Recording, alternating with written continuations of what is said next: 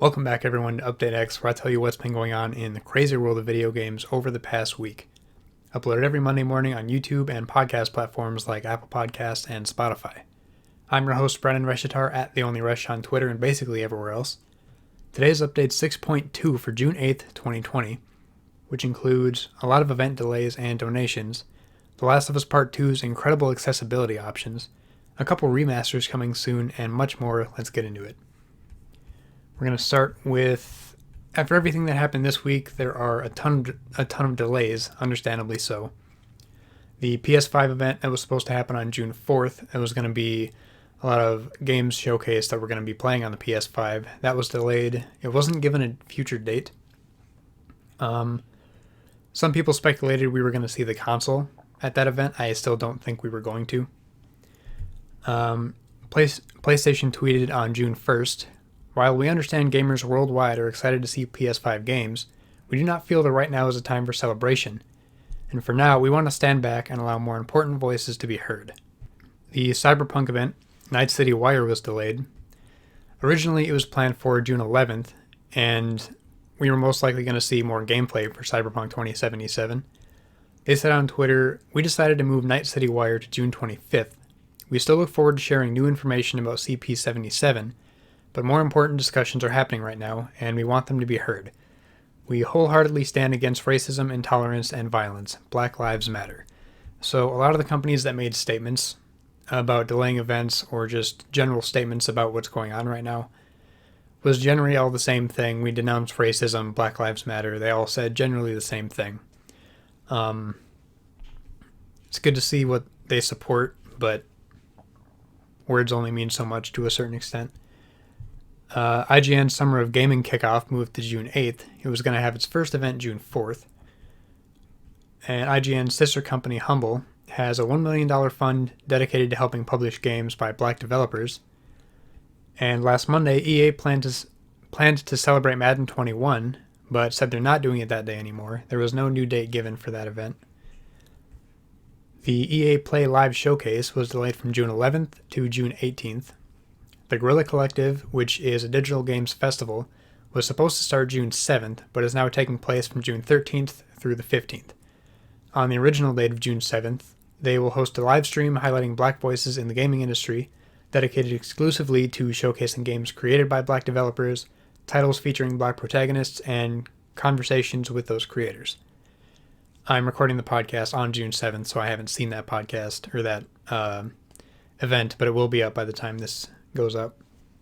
They will have more details to share shortly. Again, it will have already happened by the time this episode is up. Fortnite Chapter 2 Season 3 was delayed from June 11th to June 17th, and the Device Live event is delayed to June 15th. Call of Duty moved the launches of Modern Warfare Season 4 and Call of Duty Mobile Season 7 to later dates. Modern Warfare also got an update that adds a splash screen message in support of the Black Lives Matter movement that appears right after you download the update. The message also appears every time you launch the game on a PS4, as well as on loading screens when switching to separate modes like Warzone. The message says, "Our community is hurting. The systemic inequalities our community experiences are once again center stage. Call of Duty and Infinity Ward stand for equality and inclusion. We stand against the racism and injustice our black community endures. Until change happens and Black Lives Matter, we will never truly be the community we strive to be." Additionally, Infinity Ward is cracking down on racist content in-game. Quote, "There is no place for racist content in our game. This is an effort we began with launch, and we need to do a better job. We're issuing thousands of daily bans of racist and hate-oriented names, but we know we have to do more, and we are." That was followed by bullet points listing what actions they're taking, and it started with adding additional resources to monitor and ID racist content, adding additional in-game reporting systems to increase the number of bans by hour, adding filters and greater restrictions on name changes, evaluating in-game improvements to make it easier to report offenses, increasing permanent bans to root out repeat offenders. "We apologize to our players. This is our commitment to you, our fans. Thank you." So that's interesting to see coming from one of the developers of a franchise that is known for trash talk, name-calling, and racism online. Could they have cracked down on this years ago? Yes. But there's a saying I heard from Blessing Adeoye Jr. from Kinda Funny. I don't remember where he got the saying, but I got it from him. which is better late than never, but never late is better, which is a pretty good saying and it applies very well to certain things. And similarly, 343 is going to crack down with the Halo games online. Brian Gerard, community director at 6.2-Industry, posted on Twitter, "Racism and bigotry have no place in the world or Halo.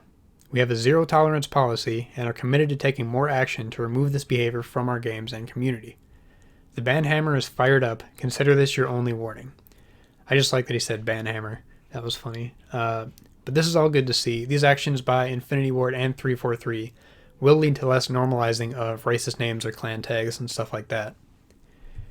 It's just not really needed, and that kind of attitude or culture shouldn't be put into the minds of the next generation who are playing these games. There needs to be a lasting change, and this will help. Yes, more needs to be done, but the small victories still count. Don't get me wrong, trash talk is still just a part of gaming as a whole, but there's a difference between blatant racism and creative trash talk. And also Nintendo put out a statement, and is reportedly double matching employee donations to anti-racism causes, according to Andy Robinson at Video Games Chronicle. And GTA 5 and Red Dead Redemption 2 online and more went offline for a couple hours. Rockstar tweeted, "Black Lives Matter. To honor the legacy of George Floyd, today, June 4th, from 2 to 4 p.m. Eastern Time, we will be shutting down access to our online games Grand Theft Auto Online and Red Dead Online." Immediately after, they tweeted, "Following the memorial, we hope you will join us in further honoring the many victims of America's racial injustices by supporting their families, black-owned businesses, those marching on the streets, and coalitions through the organizations listed here," with a link to different charities you can donate to. A lot of people criticize them for only shutting down servers for a couple hours, but at least they're doing something to bring attention to issues. And NBA 2K20 did the same thing with their servers at the same time, as well as giving players free in-game Black Lives Matter and George Floyd t-shirts. 2K also announced it would be increasing its fund to its 2K Foundations by $1 million, and expand its mission to help fight racial injustice and inequalities in black communities across the globe.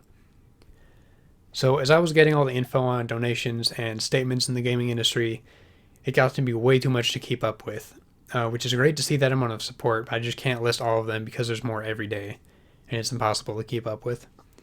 And probably the most outspoken statement was by Ben & Jerry's, which is that ice cream brand. I know this isn't related to games, but this was talked about as the most outspoken and well-put statement out there. Their main headline was, "We must dismantle white supremacy. Silence is not an option."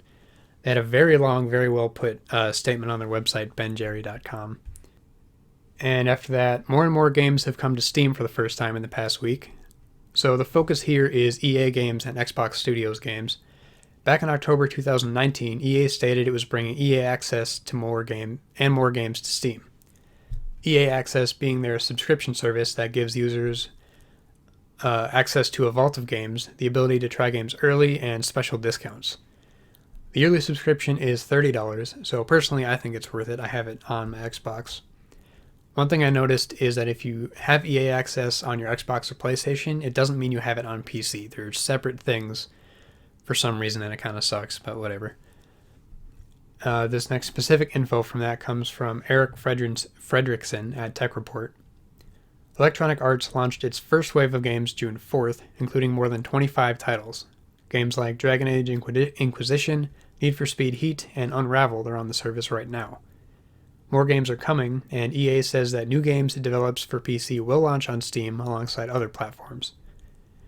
For Microsoft, it was only Sea of Thieves, but with that being the only big addition at the time, it was a big addition. If you're not playing it yet, you'll need a free Xbox Live account, and if you're already playing, you have full access to cross-play with Windows 10 and Xbox players, and all your data from those platforms carries over.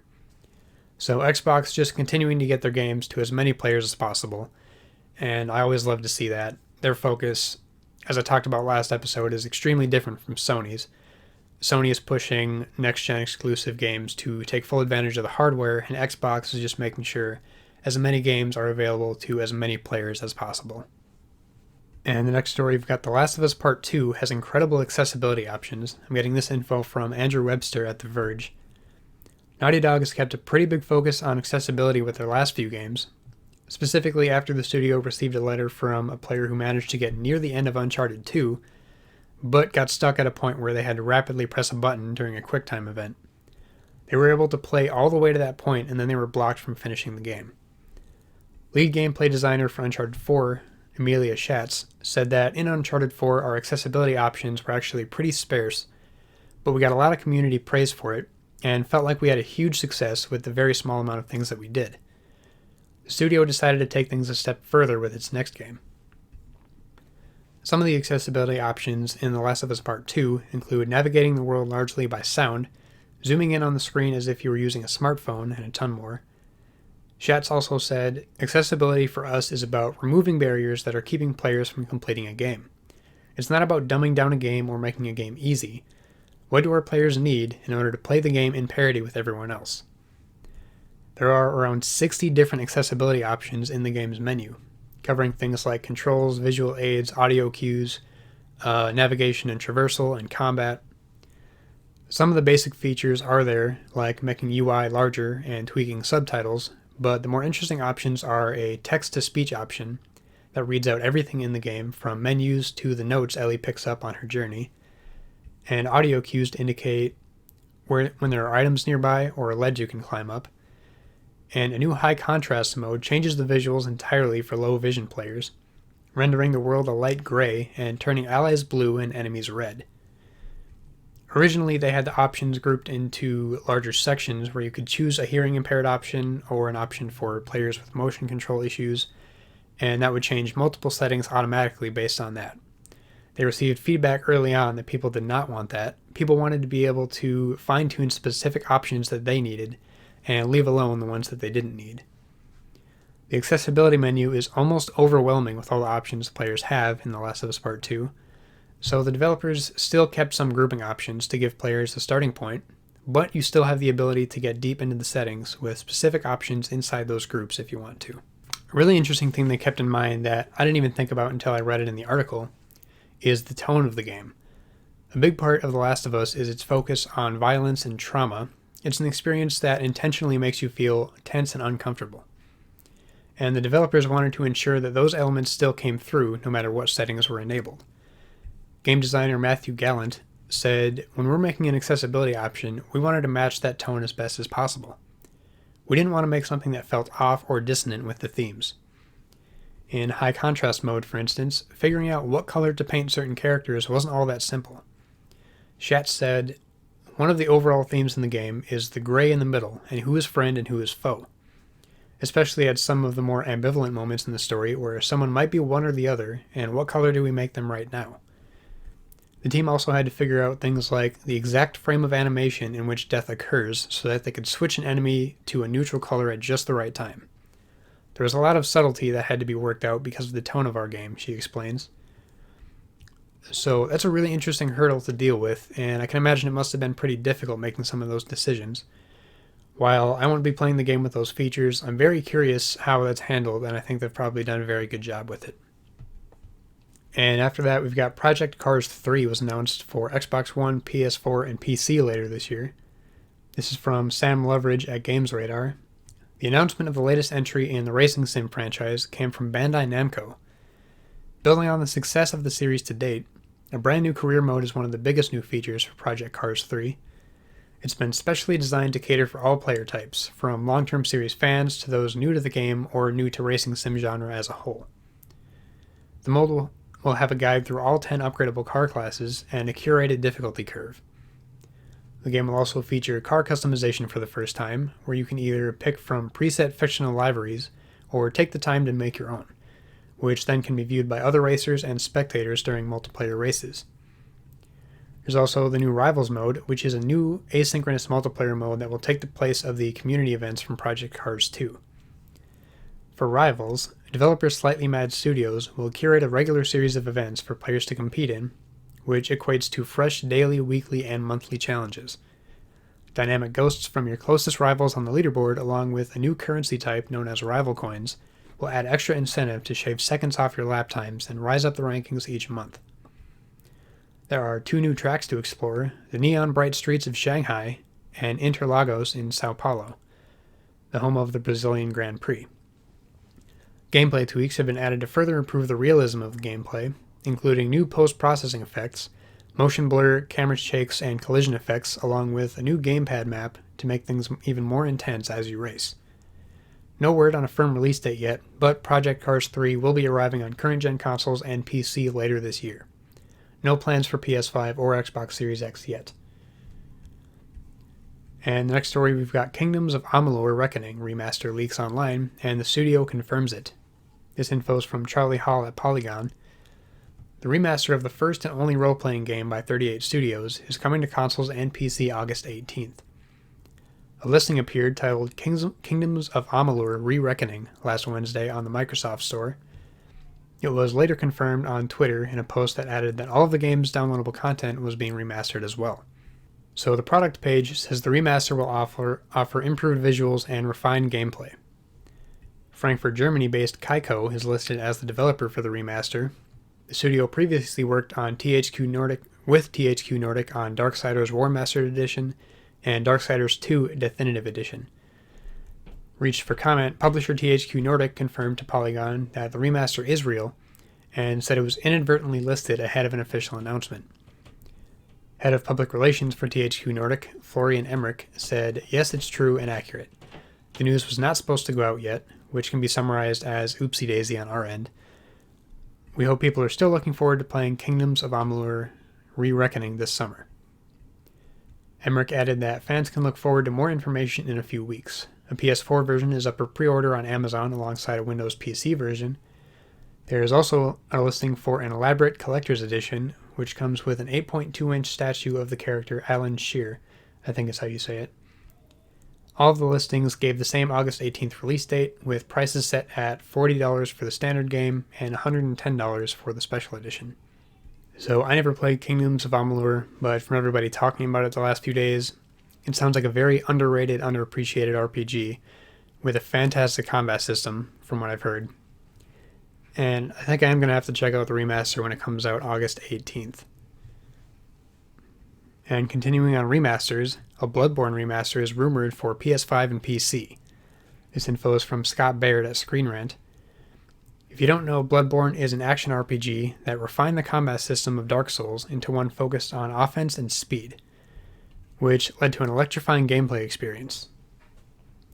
The incredible gameplay, coupled with the fantastic visuals and haunting soundtrack, made Bloodborne one of the most beautiful games of its generation.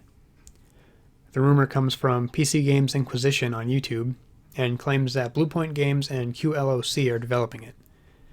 The remastered version of the game will feature better textures and models, faster load times, and more quality of life improvements.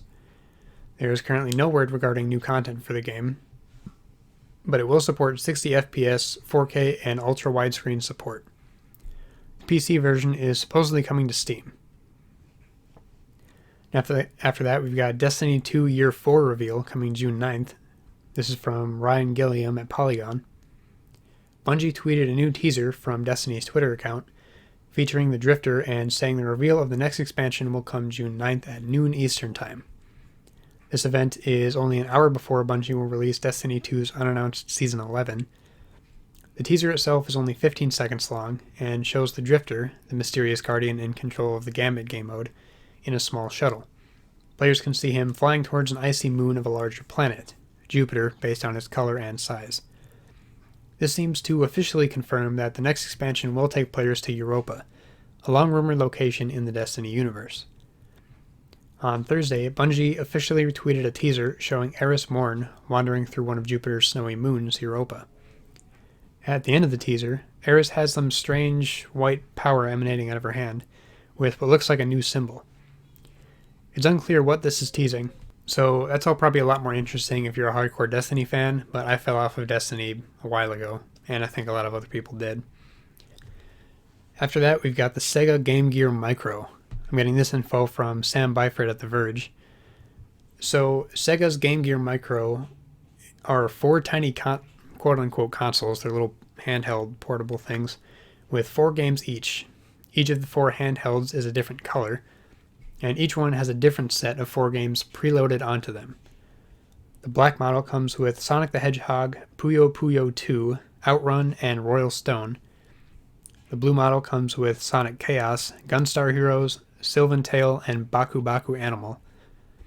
Yellow model comes with Shining Force Gaiden, Ensei Jashin no Kuni Hei, I think, and Shining Force The Sword of Hajia, Shining Force Gaiden Final Conflict, and Nazo Puyo Aruru no Ru, I guess. And the red model comes with Revelations The Demon Slayer, Megami Tensei Gaiden Last Bible Special, the GG Shinobi, and Columns. The hardware itself is 80mm by 43mm by 20mm, with a whopping 1.15 inch display. So the thing is tiny. And if you're willing to drop, what is this, 27,255 yen, which is the Japanese currency, which is, I guess, around $250, on a pack of all 4 consoles, Sega is including a mini version of its big window magnifying glass accessory to make the screen a little bit bigger, I guess. The Game Gear micro consoles are all available to pre-order now in Japan for 4,980 yen, or around $50 US, individually, and will ship on October 6th. There's no word yet on a Western release. And going on to gaming events happening this week, it was kind of hard to keep track of because obviously a lot of things were postponed, and there haven't been a lot of updates on new dates yet, so bear with me on the little information that I have for this. IGN's Summer of Gaming Kickoff moved to June 8th when this episode goes up. I'm assuming they've moved every part of their Summer of Gaming event since it started late, and it's hard to tell when they're going to talk about what since everything's moved. Hopefully IGN posts an updated calendar on their website with when they've moved everything to. The Guerrilla Collective, as I said before, is now happening from June 13th through the 15th. The Steam Game Festival was going to begin on June 9th and is now happening from June 16th through the 22nd. And going on to gaming deals, I posted a video of this deal on TikTok yesterday or 2 days ago from when this episode goes up. There's a massive deal for PC games on itch.io, which is itch.io. It's a bundle for racial justice and equality, and how the bundle works is you donate through that website, minimum $5, and you get the whole bundle. But of course you can also donate more. You can donate however much you want. $5 is just the minimum to get the bundle. The bundle includes over 740 games for PC, which is a $3,400 value. All proceeds will be donated to the NAACP Legal Defense and Educational Fund and Community Bail Fund, split 50-50. They already passed their initial goal, or this might have not been their initial goal, but this was the goal on their website when I looked. It was $1 million. They passed that. And right after they passed that, they just moved it to $2 million because they're like, well, I guess we'll just move it up since we already met it. And there was 9 days left in it when I saw that. So by the time this episode goes up, it'll be 7 days left in the deal. It's a lot of indie games, most of which you've probably never heard of, but there are some hidden gems in there. Night in the Woods is on there, Oxenfree is on there, and some more well-known ones. And $5 for all that is a really good deal. Well worth it, and you're definitely going to find something out of those 740 plus games that you enjoy. And it's going to the racial justice and equality cause. And on that website, they listed another resource, blacklivesmatters.card.co. The spelling's weird on that. Black Lives Matters with an S on the end, .carrd.co. The website has links to a map of protests happening, tons of petitions you can sign, numbers you can text or call to help, tons of ways you can donate even without money, links to even more resources, as well as specific resources that are beneficial for people participating in protests, like ways you can stay safe. The website is a great, simply laid out resource. There's no ads on the page. It's a very simple, straightforward layout of what you can do to help.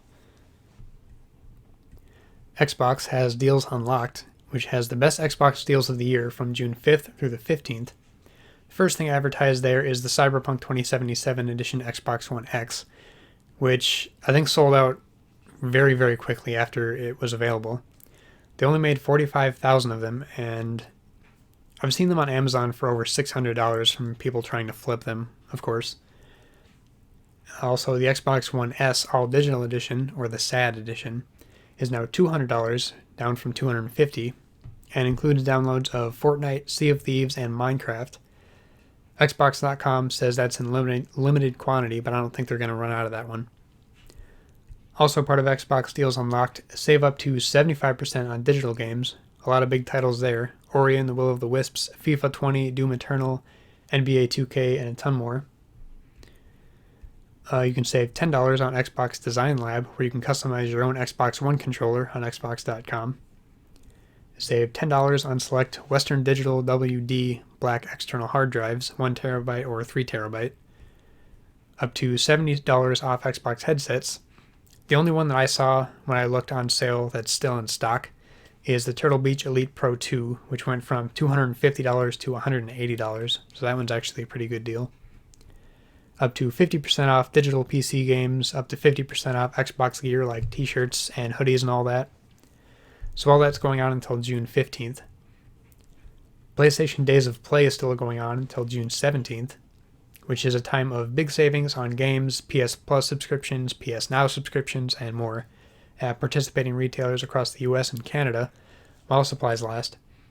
US customers can also shop Days of Play deals directly from the online store at PlayStation.com. Also, to celebrate, the PlayStation Gear Store is offering a 20% discount on all full-price merchandise using promo code DaysOfPlay20. Cannot be combined with other discounts.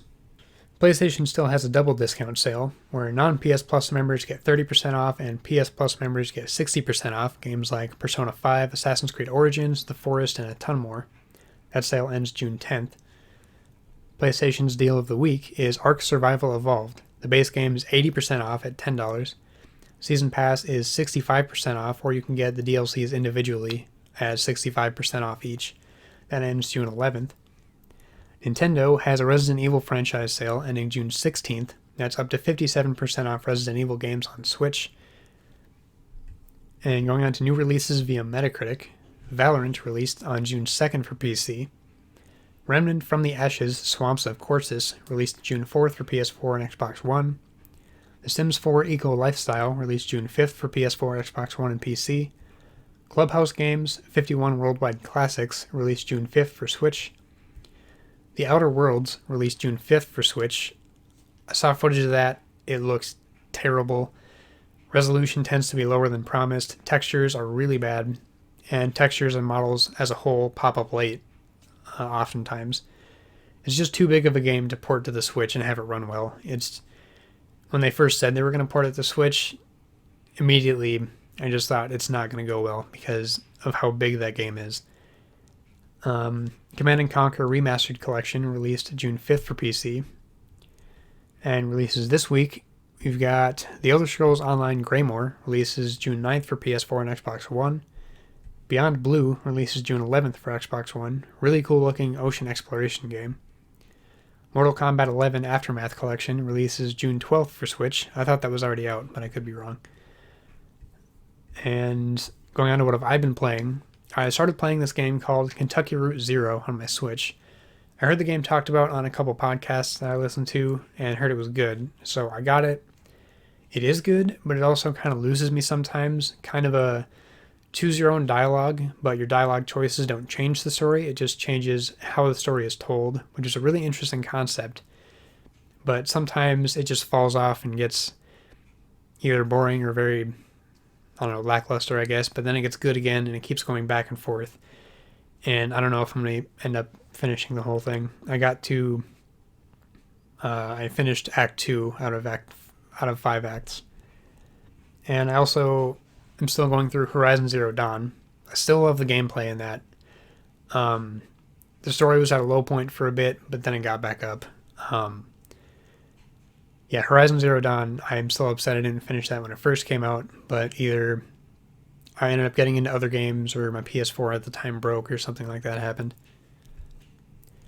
So this has been your update 6.2 for June 8th, 2020. Thank you so much for watching on YouTube or for listening on podcast platforms like Apple Podcasts and Spotify. If you want to get more frequent gaming news posts from me in between episodes, you can follow the show's page on Twitter at UpdateXShow. You can also give me any feedback or suggestions you have about the show while you're there. Outside of game news, I post gaming clips for fun on TikTok at The Only Rush, where I'm also starting to post more gaming news clips and deals and stuff like that once in a while. And my personal Twitter page is also at The Only Rush, where I post non-strictly news-related stuff. As always, thank you so much for choosing Update X for your gaming news. See you next Monday morning. Have a great week.